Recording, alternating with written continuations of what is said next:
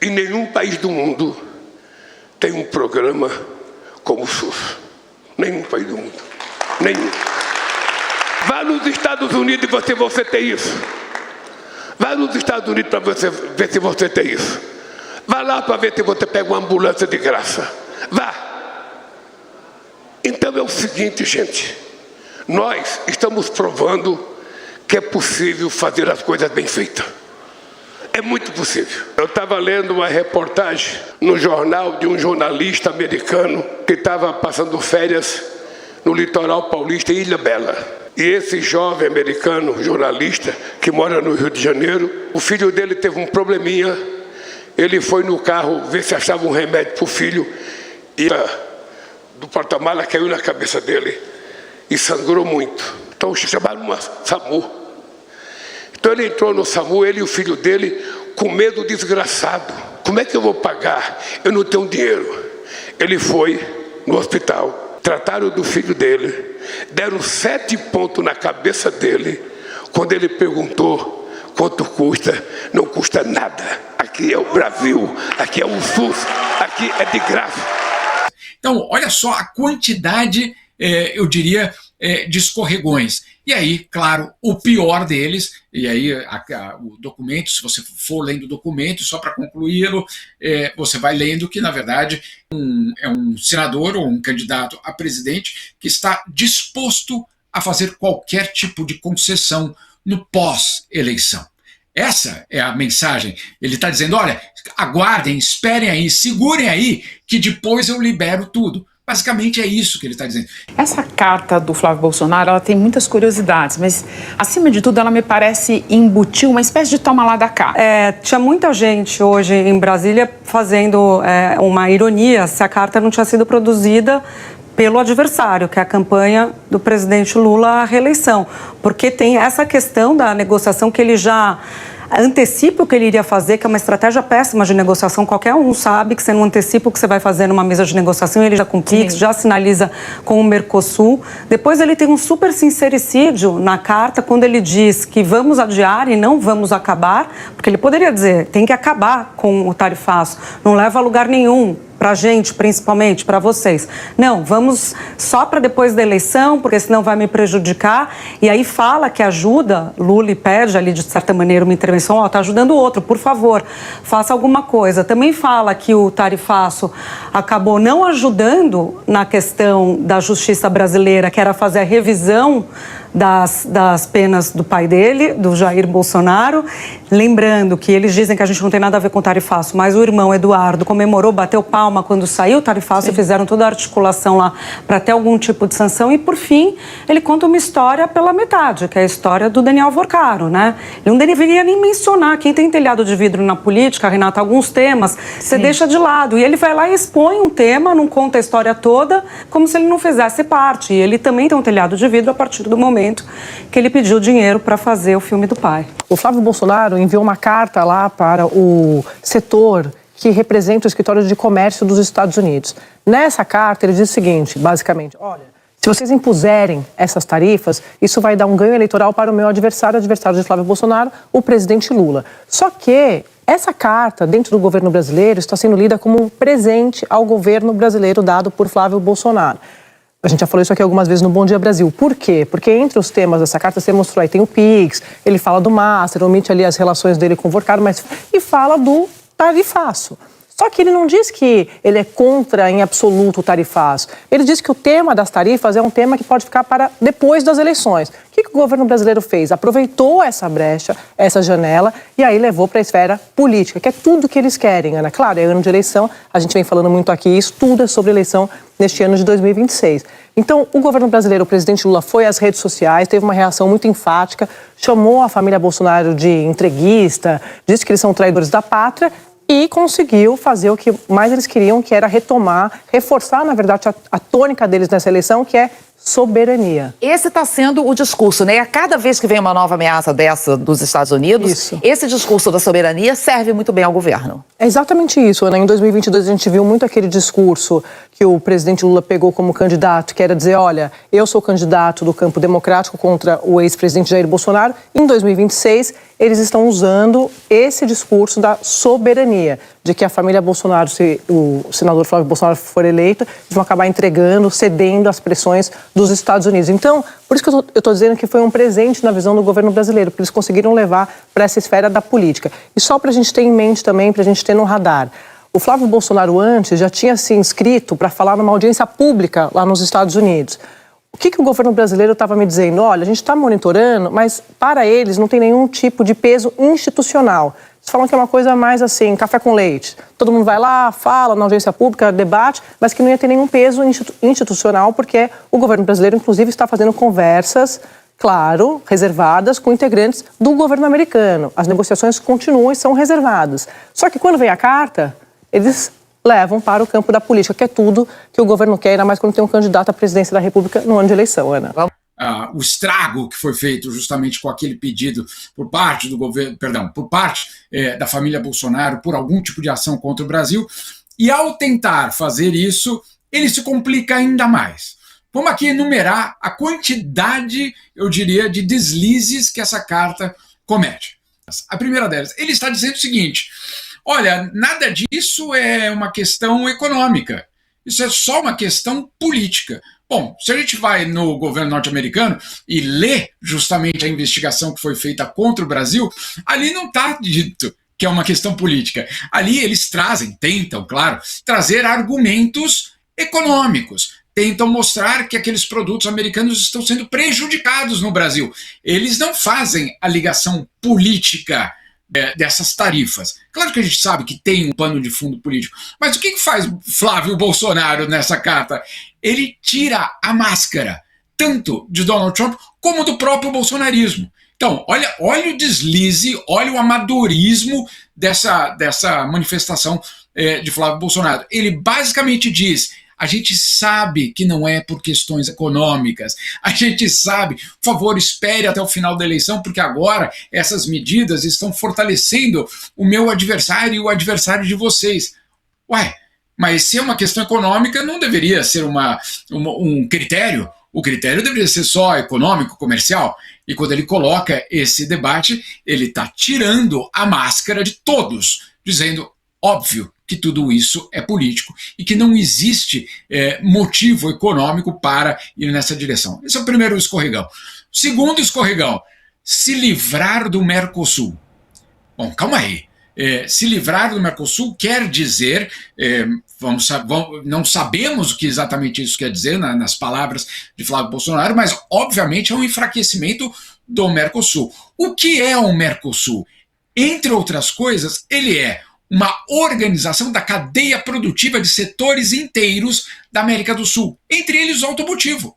Tem empresas do setor automotivo que fazem autopeças ou compram autopeças de um país, montam um carro outro e em outro mercado. O Mercosul é uma cadeia de produção, não é só uma área de livre comércio ou uma união aduaneira. Então, quando ele fala se livrar do Mercosul, ontem mesmo eu recebi várias mensagens de setores produtivos do Brasil dizendo: que história é essa? Porque isso vai, obviamente, levar setores inteiros a ter de se reorganizar no mundo inteiro. Ponto número 1. Ponto número 2. Se livrar do Mercosul quer dizer o quê para o acordo Mercosul-União Europeia, que é de tanto interesse para o agronegócio brasileiro? Ou seja, se livrar do Mercosul quer dizer que aquele acordo que nós levamos 25 anos para fechar com os europeus, que permite a exportação, principalmente de produtos agropecuários, para a União Europeia, isso está suspenso, em dúvida, etc. Claro, muita gente do agro fica falando: que história é essa? Então, se a gente pegar a carta do Marco Rubio, que diz: obrigado por ter oferecido ter uma equipe de transição para nós, ou seja, que história é essa? Quer dizer, o governo Donald Trump vai fazer parte da equipe de transição caso Flávio Bolsonaro vença. Então, ali já estava eu diria, um sinal gravíssimo da traição, e essa manifestação, ela completa essa história. Então, aquela história, se a gente... você vai se enrolando naquele assunto, você vai tentando se desvencilhar dele e, ao mesmo tempo, revelando o que de fato seria o governo de Flávio Bolsonaro. Um governo que seria absolutamente submisso aos interesses norte-americanos. Foi o que todo mundo com quem eu conversei no Itamaraty ressaltou, essa subserviência, esse entreguismo, esse viralatismo. Ele ainda fala de 2 pontos que são muito importantes, que é Big Techs e PIX, né? Sim. Sobre o PIX, ele promete que, se for eleito, vai reduzir as tarifas dos cartões de crédito para compensar possíveis perdas. E fala um monte de mentira. Ele diz que os cartões não perderam movimentação nenhuma com o Pix. Mentira, claro que perderam, porque muita gente hoje prefere usar o Pix do que usar um cartão de crédito. Normal, é isso aí mesmo. E as Big Techs, ele critica o governo brasileiro por tentar implementar regras que ainda são tímidas comparadas com regras que já existem em outros lugares do mundo, como na Europa. Então, de regulamentar esse bang-bang que virou, né, as mídias sociais se tornaram. Então ele diz que não pode fazer isso, e a gente já sabe que eles defendem as Big Techs com unhas e dentes. Agora, eu achei engraçado também, Jamil, que eu estava acabando de ler o documento dele hoje, e ele também fala que eles, poxa, não pode taxar a carne porque vocês vão ter que pagar mais caro aí nos Estados Unidos. E vocês estão falando da carne, mas a carne é o principal problema para o desmatamento, e vocês querem discutir o desmatamento, então como é que... Ou seja, ele se atrapalha de tudo quanto é jeito, né? Ele faz uma miscelânea e que só ele sai mal nessa história. Eu tive lendo também, porque esse documento dele foi incluído num... Eles chamam docket, né? Um grande arquivo que a representação de comércio abre para todo mundo que quiser se manifestar. E tinha ali manifestação da Tesla contra as tarifas, tinha manifestação de várias associações comerciais, tinha uma manifestação de um grupo de pequenos e médios empresas americanas falando que quem vai pagar o pato são eles de novo, dizendo que na primeira rodada do tarifaço foram eles que sofreram. Assim, é um lugar muito interessante da gente ficar pescando ali. Agora, eu acho que o Flávio, pessoalmente, a campanha dele, ficou sem saída, porque já está marcado na família Bolsonaro essa atuação contra o Brasil, de ter ido pedir imposição de tarifa para ver se barrava o julgamento do Bolsonaro, para ver se ajudava o Flávio. Já está com eles essa pecha, não tem como sair, a não ser que ele rompa publicamente com o irmão, diga que foi o irmão que fez, ele não tem nada a ver com isso.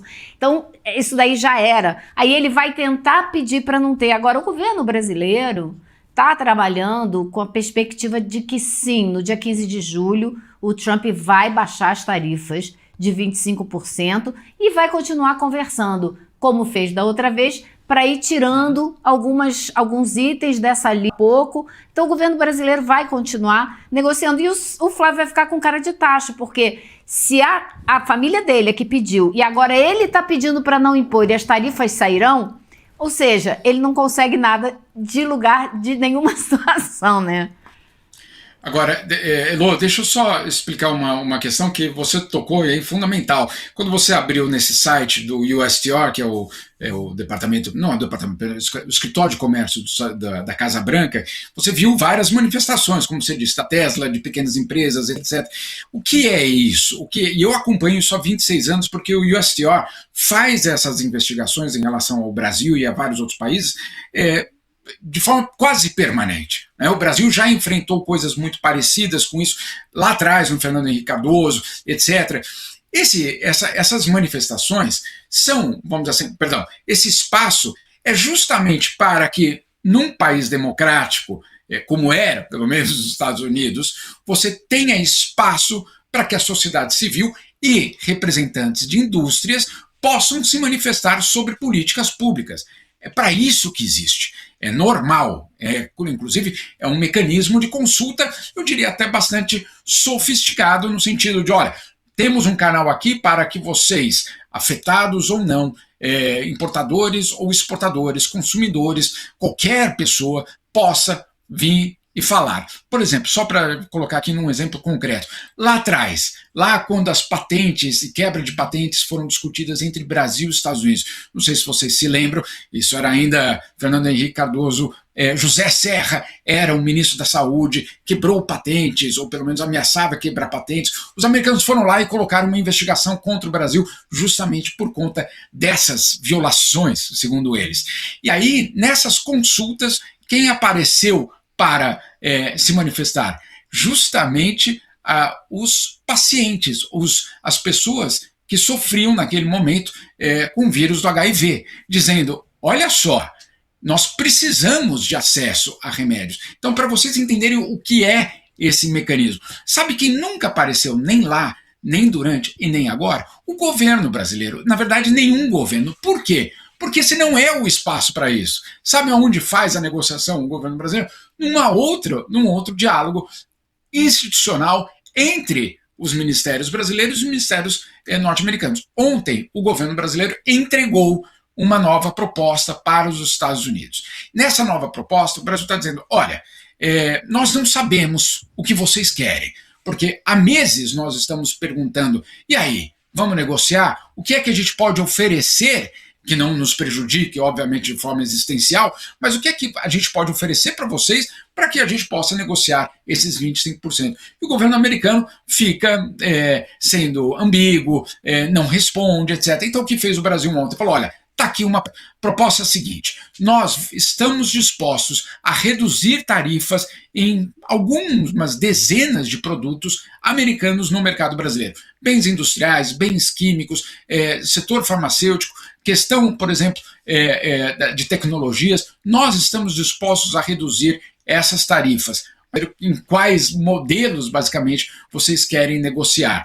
Essa foi a proposta do Brasil. Então, a narrativa, Elu, de que não existe, a narrativa, obviamente, bolsonarista, que não existe uma negociação que é Flávio Bolsonaro que vai salvar, é, obviamente, uma enorme falácia, porque sim existe. Agora, como você bem colocou, a percepção do governo brasileiro é de que, infelizmente, algo virá no dia 15. Vamos ver qual será esse pacote, vamos ver de que forma vai continuar.